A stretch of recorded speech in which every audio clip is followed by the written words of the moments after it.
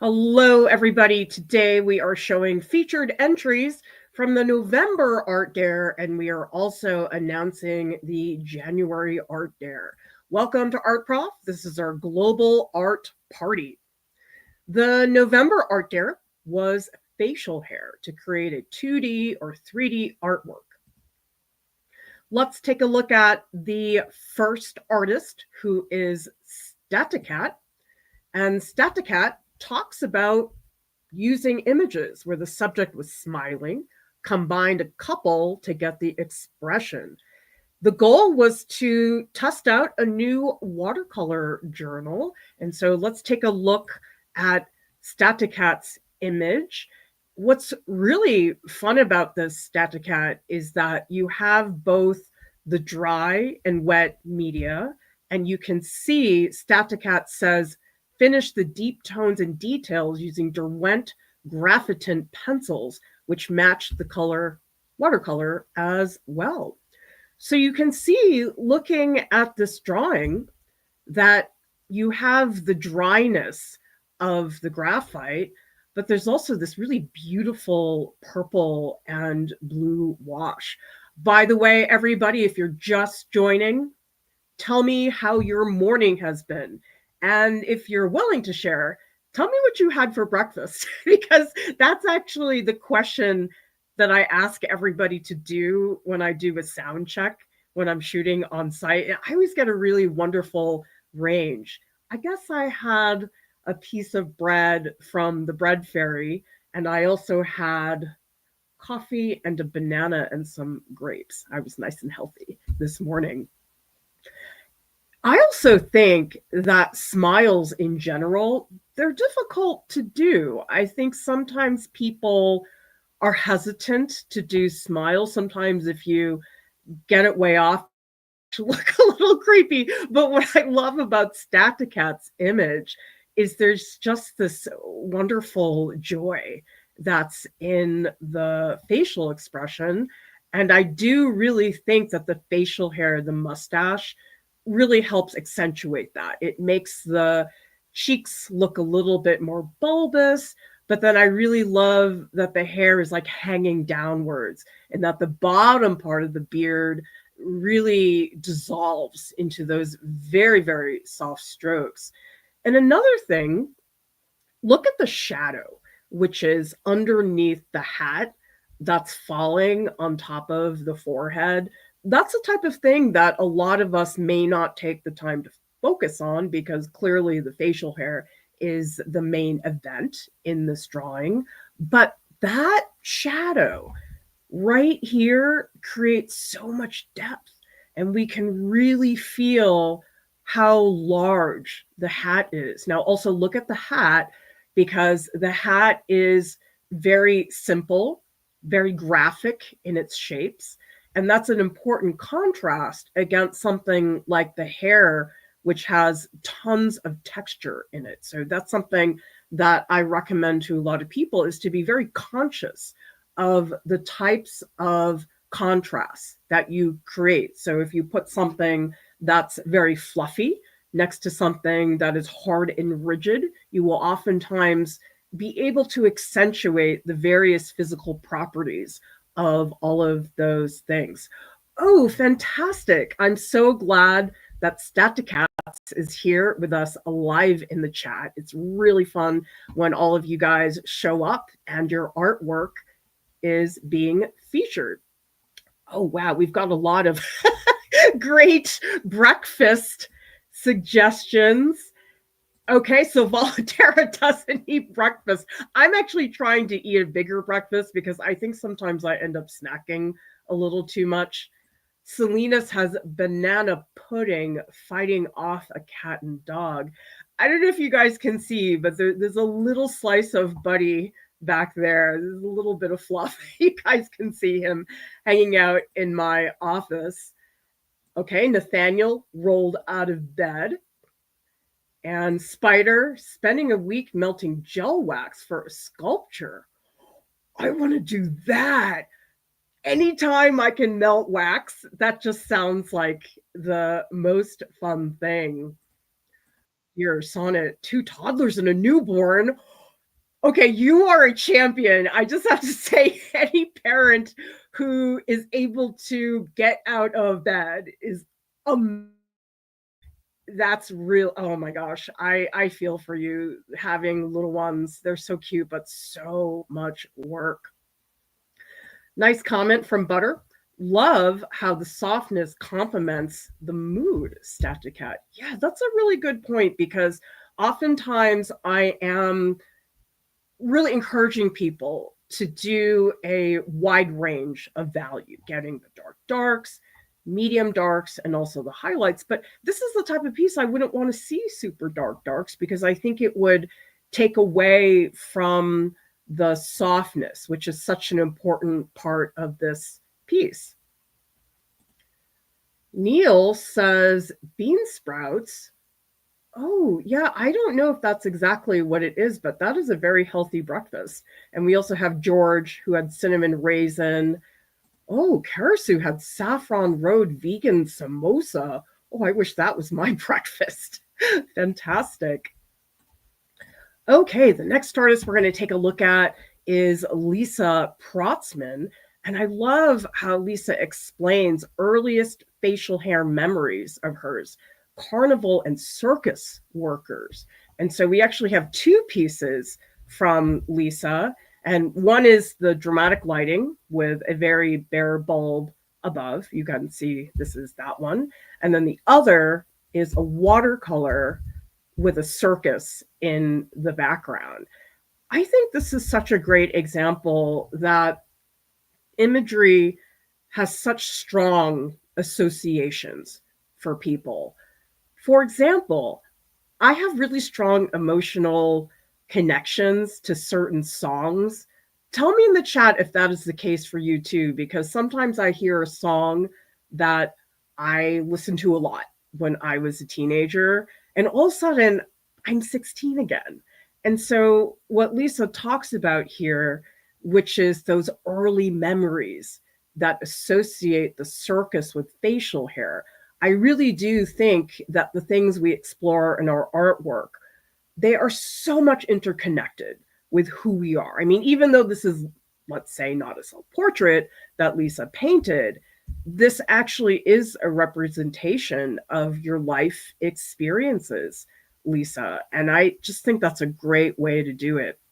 Yeah, and if you go up close, one of the things that I really like about Lisa's piece is we have areas of highlight that are very dark over here. But then does everybody see how thin the paint gets on this side? That's another painting aspect that I really like to push, is getting a balance between opaque colors and transparent colors. When you have both, there's an incredible amount of depth in there. I am much more a transparent painter. I really like building up lots of layers to get a good result. I mean, naturally, you need to have some opaque layers underneath because otherwise the transparent layers are sometimes too thin. So tell me in the chat, those of you who paint, do you lean more towards opaque paint or transparent paint, or are you more a 50-50 person? Because I think that opaque and transparent paint, it does not have to be 50-50. It can certainly be something that is a little bit more lopsided. So if I look at Lisa's painting, you can see there's a lot of opaque paint here in the beard, but then this area is super thin. I mean, in some of the strokes, I can see the black of the background, and I really enjoy that about these pieces. And by the way, everybody, in case you didn't hear, I am going to do 7 days of art alongs over the holidays. However, in order for me to do that, I need a lot of art supplies because the thing that I really want to try is solvent-free oil painting, because I've done the traditional oil painting with solvents and stuff like that in the context of art school, but I've never done solvent-free oil painting. And so that's something I do want to show all of you, my first reaction to it. I've been talking to a lot of people in the Discord about solvent-free oil painting and trying to figure out, okay, what are the exact supplies that I need for that? And so if you are able to send me some art supplies, that would be incredibly helpful because, oh, wow, those of you who have maybe started any paint media recently, oh my gosh, that first trip to the store is a lot. And so the more you guys can help me do this, that would be fantastic. And I am looking at doing more art-alongs in general, but over the holidays, because I have more time to do it, I'm going to do 7 consecutive days. And there's a lot of supplies on the list that I'm looking for: RNF pigment sticks, the oil colors. I really, really need some new equipment for streaming, getting better quality imagery for the art-alongs. So check it out. My link is in the description if some of you want to help me out with those art-alongs. Tell me in the chat, by the way, this would be really helpful for me. Tell me if you have done water-soluble oil paints before and whether you have any tips that you want to give me. And tell me if you're curious or if you've only done the one with solvent, because I suspect the vast majority of people here are working in a home studio. I mean, I've never been able to afford a real artist studio ever. Okay, so getting back to Lisa's image, this is the one that has the circus theme. And I love, there's so much diversity in color. Now, some of us might look at Lisa's piece and initially say, oh, the beard is orange. It doesn't have 10 million colors in there. But the thing is, not only did Lisa vary the brushstroke, there's some strokes here that are really short, there's some that are very long, but there's so much variation in the orange. And that's something that I think is oftentimes difficult to do because we sort of think, oh, orange is orange, but you can see the value range of orange in Lisa's work is really fantastic. The other thing too is the background, hugely important. Having the circle really framing the face, I think, is a beautiful effect. And then these little tiny circus tents in the background. They're not gigantic, they're a small part of the composition, but they really set the stage for this context, which, as we know in Lisa's story, is hugely important. Okay, let's take a look at the next artist, who is Rene Kang. And Rene talks about drawing and shading in graphite and wanting this portrait to be more expressive. So Rene ended up using charcoal, vine charcoal with touches of compressed charcoal, and the portrait is a Rajasthani man, sorry if I mispronounced that, with turban and short kept beard. Now, this is a really fun part of the art dares, is when some of you are able to really show the progress. I feel like I learn a lot about drawing and how people work. Tell me in the chat if you enjoy seeing work in progress images, because I know sometimes online people are hesitant to share that type of thing, but sometimes I find the work in progress, in some cases when I'm looking at Instagram, sometimes I find it more compelling than the final artwork, seeing the behind the scenes. And so it's really fun if you look at Rene's image, that in the beginning, it's quite geometric. You can really feel the structure of what is happening in the face. But then you can see here, things really change up quite a bit, because now there's this beautiful softness and tone that's starting to happen in the face.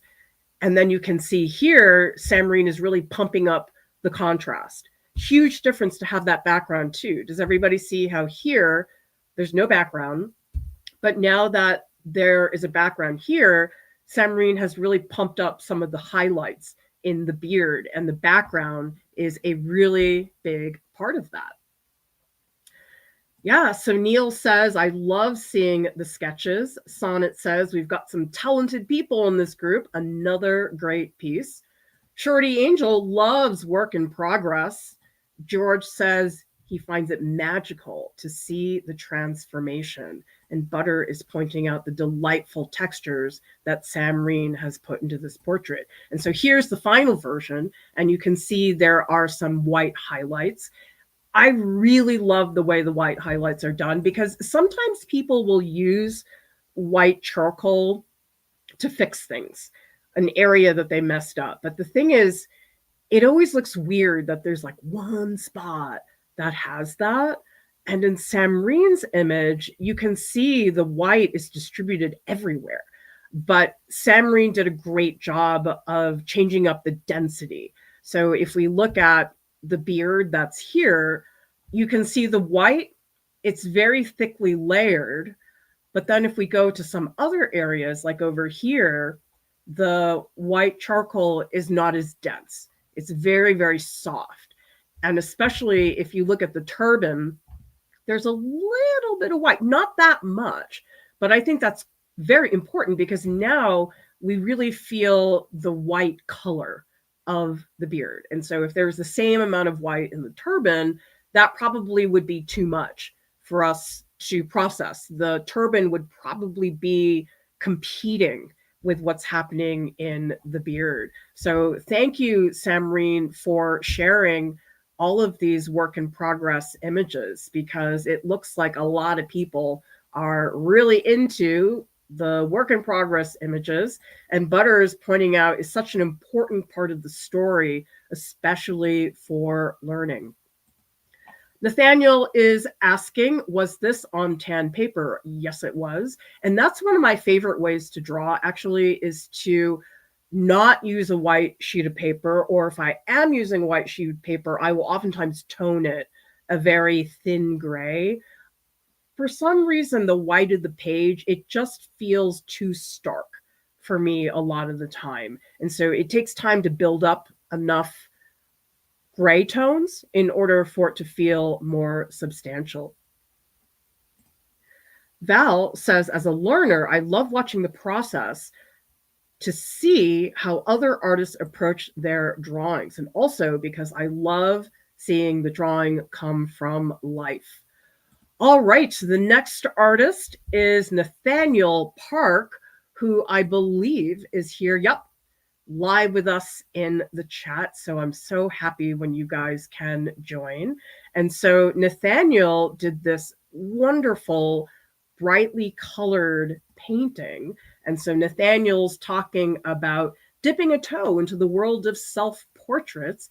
Last time, Nathaniel had to use a grid system. And so this was really a fun challenge, capturing my big beard, expression on my face, in two different levels of abstraction. And this is really fun because this is a very stylized version of portraits, and that really shows the range of what you can do.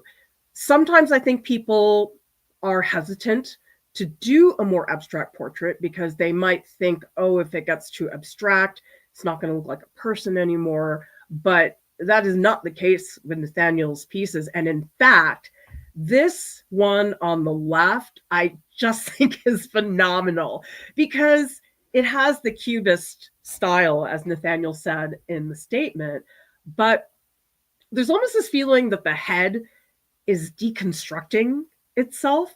Now, this one is the opposite. It has this gigantic mass. I mean, I almost read this face on the left-hand side. It looks like a big mountain. Like I can feel the mass of that piece. And actually, I'd be very curious to hear in the chat, tell me in the comments, do you like Cubism?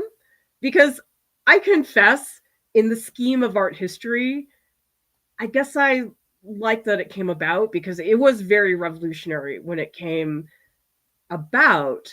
But I know some people, it's like really not their cup of tea, and some people love it. People have sort of strong feelings about Cubism. So I'm curious, tell me in the chat what your take is on that. And it's great to see some of the really minor choices that make this piece so much more in depth instead of just, oh, shapes.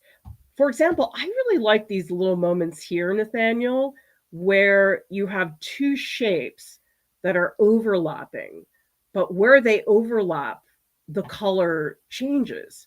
And so what you're getting there is you have colors that are really clearly in contained shapes. But when you overlap them like this, for example, there's another area here that does the same thing. That is really great because what it does is that it creates this cohesion in your piece. I think one of the things about Cubism that's sort of inherent to the style is that sometimes it feels like the Cubist image is too fragmented. There are too many shapes going on. And what I really like about your piece, Nathaniel, is that you have found some ways to really make connections.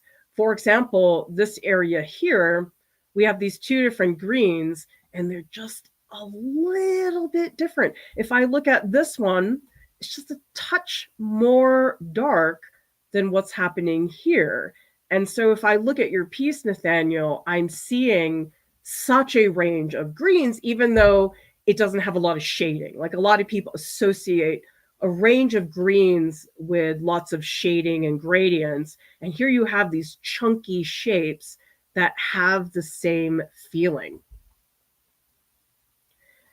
George says, love the way the mass of color shows the hair without showing the individual hairs. Yes, because we associate strongly facial hair and just hair in general. We're always thinking about all those individual hairs. But Nathaniel, what you really captured is that you're showing the mass. You're not just making every single individual stroke, which sometimes can end up looking really flat. Selena says, these are so cool. The colors really add to the emotive quality. And we also have Nathaniel, who says, this is Nathaniel's the artist. Thank you. I took 2D design this semester, so that definitely influenced the outcome of this piece. Oh yeah, those basics, they make such a big difference. And my best story to explain that actually is not an art one, but some of you may know I played oboe in a lot of orchestras for years and years. And when I was studying, my oboe teacher had me playing this one book. It was called Geckler. The Geckler book was just all these different scales and exercises. And she just had me work on that for a really long time. And then she handed me concertos to play. And I was like, wow, this is like really so much easier. And it was because I had done months of scales and exercises. And I think 2D design's the same thing, where it's the fundamentals. And then you find later when you do your personal pieces, you're like, wow, some of those problems I had before are not present because I took the time to learn those basics. Tell me in the chat, how many of you here feel like you have had the chance to study basics? How many of you here feel like, oh, it's something I want to do in the future, but maybe I'm too busy right now? And how many of you really feel like, oh yeah, I burned rubber on those basics? Because I think sometimes basics, they can get a bad rap. People can easily make the assumption, because it's the basics, that it's not as interesting. But I had some extraordinary foundation classes in art school, and that's what I've tried to replicate for you guys on the website and on the various parts of our channel.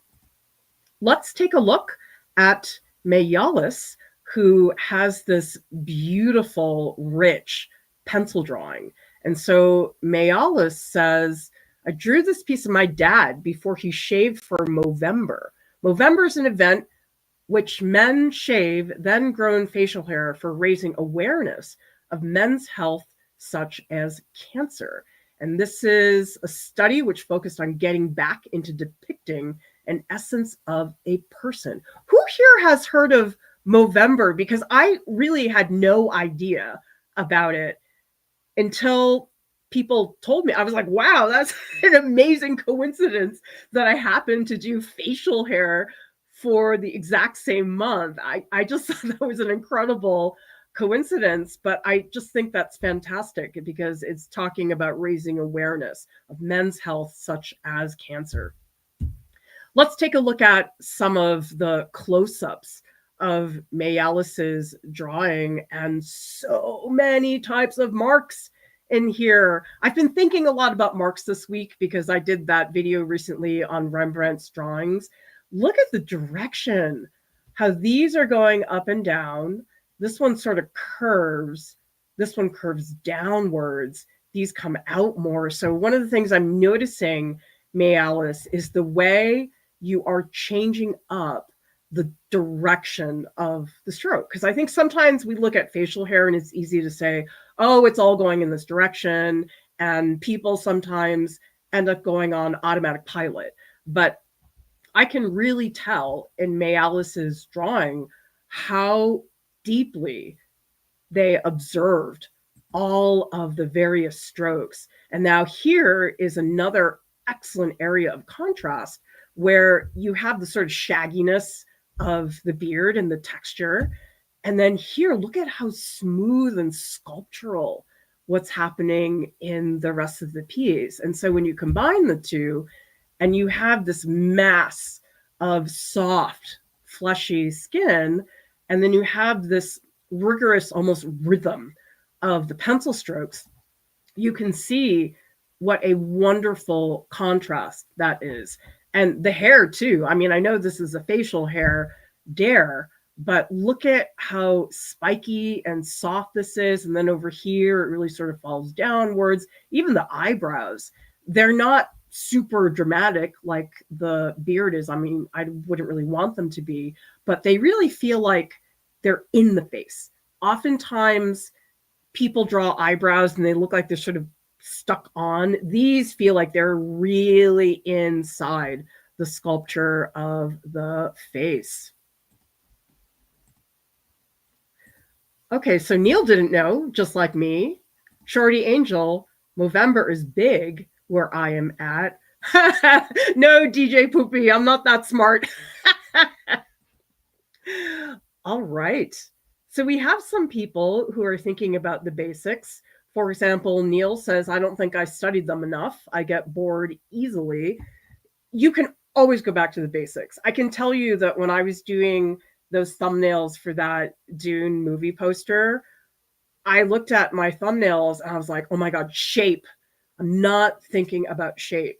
And so there are so many circumstances, no matter how experienced you are, where you have to bring yourself back to basics, because shape is one of those things I don't think about it enough. It's not my natural nature to think about shape. Shorty Angel didn't have a chance, so I'm going to college now to learn them. DJ Poopy, still working on the basics. And Shorty Angel says, it's what I'm working in the basics tracks here. Artful did it in college. And Samreen, you're here. Oh, yay. That's so great that you're here live in the chat. Sorry, I hope I didn't miss your earlier comments. I decided to draw some apples for charcoal shading basics prior to my portrait to get those cheeks right. Excellent. That's where the basics came back and really helped Samreen with the drawing. Okay, let's take a look at the next artist, who is Butter, who, by the way, is here live with us in the chat. So thank you for being here, Butter. And so Butter has an early memory as well. Made me think of my cousin sitting on my grand's lap, teasing her about her chin hair, even as small kids knowing we are being mean.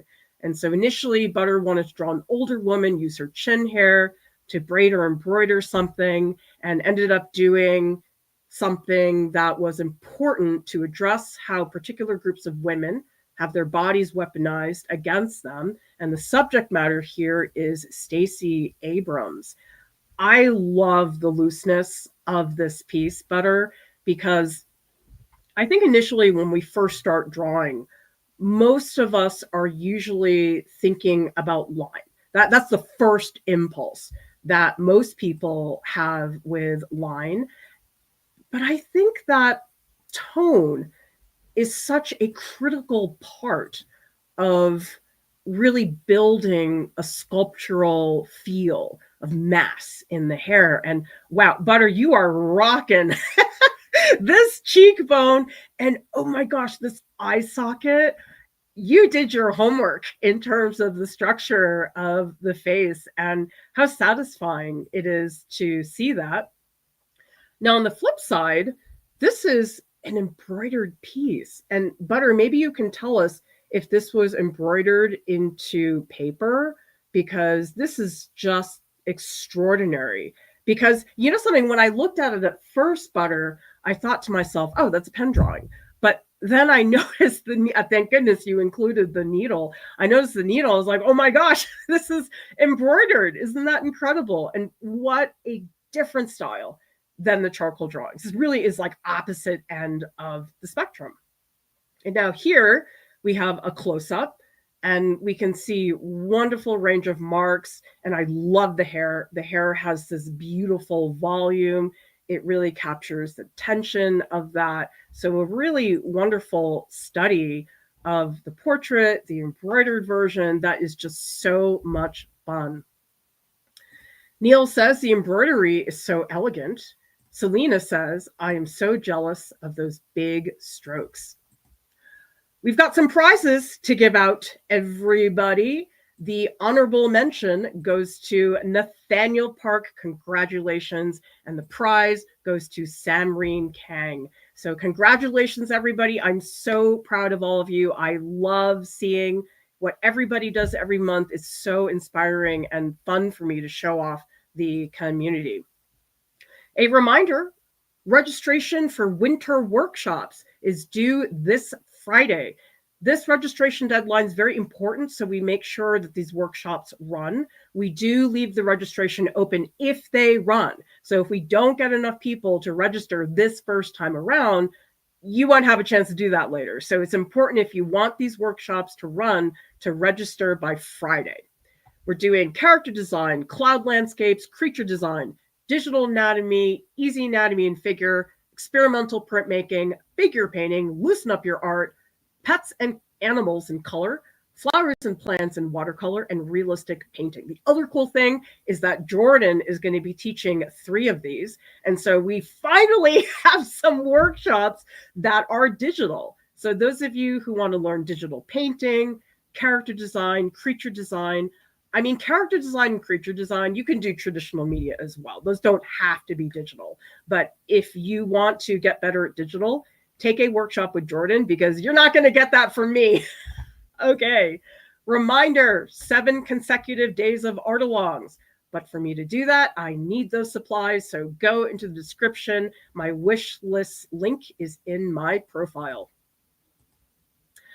Okay. The January Art Dare, which we are announcing early, by the way, because of the holidays, we will be off next week, is wallpaper designs. And I've been thinking about wallpaper a lot because Mia and I went to the Isabella Stewart Gardner Museum, which was her home. And so there's wallpaper in every single room.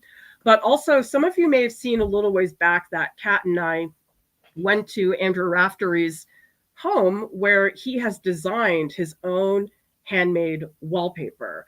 And it's just the most extraordinary process. If you look at this, this is the final wallpaper, okay?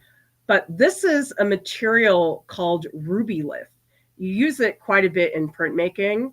And so if you look at the shapes in the final wallpaper, every single shape was cut out with an X-Acto knife.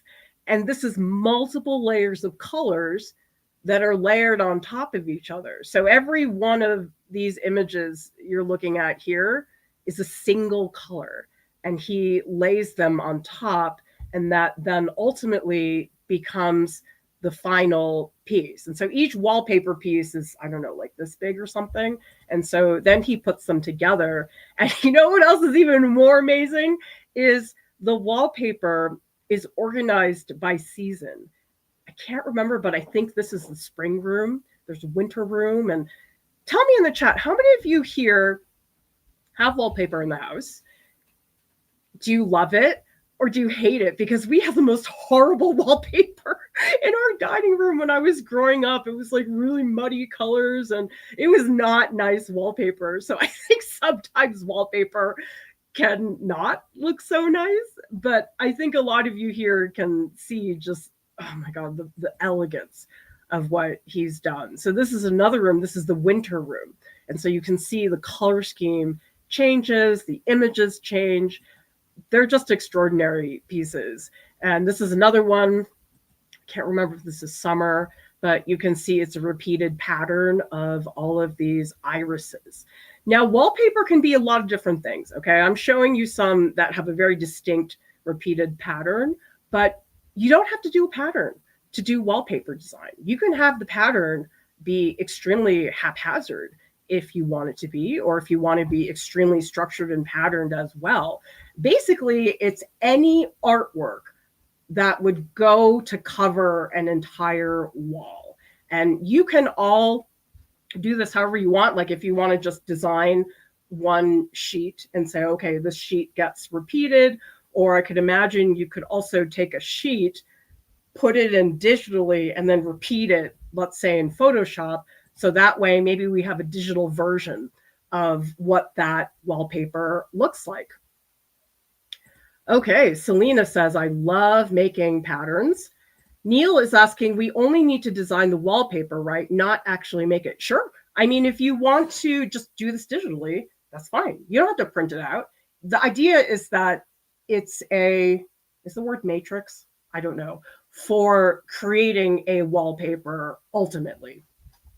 Yes, Nathaniel. See, it was the best time for you to be doing 2D design. Oh, Statickat. It's so much cutting. That's so cool that you did it before digital. I always like hearing about those more analog things that people did before.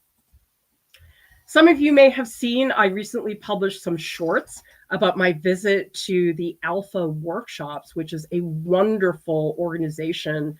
And it's at Powerhouse Arts, which is an incredible arts facility. They have so many things there. I shot some silk screening tutorials and printers and all kinds of fun things. And so Eric Savage, who is one of the artists who works at the Alpha Workshops, he got to show me so many techniques that they use.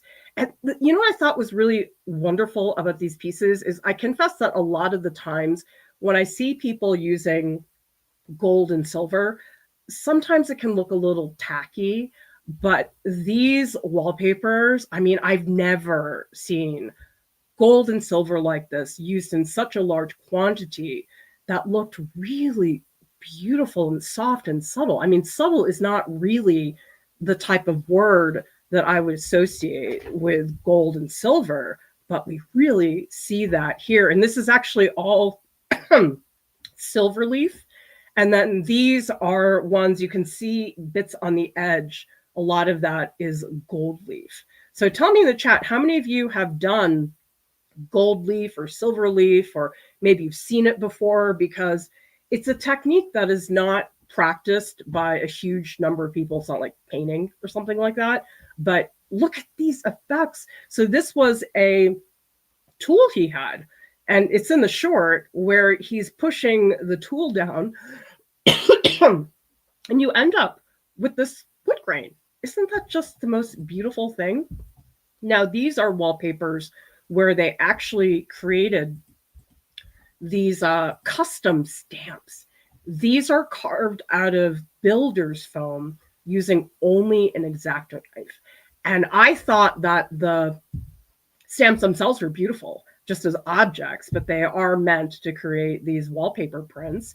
So that's another thing. Some people have used printmaking to create wallpaper, and it makes sense because if you just have one print, you can just print it over and over and over again, and that is a way to do a pattern as well. So some of you, if you have a linoleum block, or you could, like this, just get some foam, and sometimes you can take a styrofoam tray. Sometimes if you get it at the market, you can draw into it with a ballpoint pen. So these are a lot of cool things. Oh, wait, that's not the Art Dare Leap. Sorry, I messed up the slide. It's not Draw for Celebrities. It's to create 4 different wallpaper designs. Challenge yourself. The Art Dare Leap is not required at all, everybody. It's something that some people like to do when they want something a little bit more substantial. Charity Angel says, I was learning icon writing and painting, had to get imitation gold leaf. It's so fun to do. I definitely used it for another work. And Tracy, wow, first time here live with us from Western Australia. Hate wallpaper. I think I have PTSD from a house I lived in. 70s wallpaper in every room, including the bathroom. Actually, I think ours was 70s because it has that 70s palette of yellow ochres and browns. And yeah, it was not really my cup of tea. A reminder that we have this wonderful space in our Discord where you can connect with others about the Art Dare. And it's so much fun because throughout the entire month, you get to see what other people are doing. Now, right now, a lot of people are working on the December Art Dare, which is drawing from imagination. But you can get started early on this one if you want. That's totally fine to have some overlap. And another reminder, the Art Dares channel is a great place to submit. Just go to the pinned messages. I have instructions for how to do that. Remember, we are not doing submissions via Instagram anymore, but we do love sharing your work. So please tag us, put us in an Instagram story. That is super, super fun. If you don't have social media or you're not in our Discord, you can go to artprof.org. You can see in the menu bar, there's the Art Dares area, and just go to the Art Dare page. You want to scroll down and you'll find that we do have a Google form. So this is another way that you can submit. Just so you know, the page is not up yet. I am going to get it up fairly soon, but it's mid-December, so I'm not in a gigantic rush. Okay, if anybody wants to come chat with me in the Discord, you can meet me in the Post Live Streams channel. It's really fun because we talk about all kinds of things. Does not necessarily have to be about the Art Dare stream, but is a great place for us to hang out together. So right after the stream, you can meet me there. Quick reminder, I want to do 7 consecutive days of art-alongs for all of you. But to do that, I need help getting those supplies. My wish list link is in the profile, and I'm hoping to demo some really cool things I've never done before. Oil paint that is water, no, not water soluble. Sorry, I'm getting mixed up with water mixable. Okay, solvent-free oil painting is something I want to do. RNF pigment sticks, lots of really fun supplies that I've never been able to use before. A reminder, registration for winter workshops this Friday. Don't wait. If you wait, some of the workshops may not run. Thank you so much to our incredible top supporters for giving us support that is so critical to us staying up and running. Thank you all for that. And Buddy would like for you to join our global art party. Thank you so much, everybody, for watching, and I'll see you next time. Bye.